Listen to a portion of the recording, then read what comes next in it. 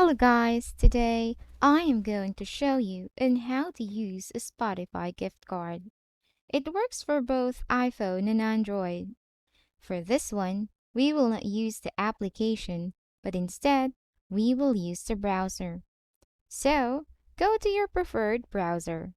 Type www.spotify.com and search. And you will be directed to the Spotify site. Tap the three lines here for you to log in. Tap Login. Indicate here your email and password and log in.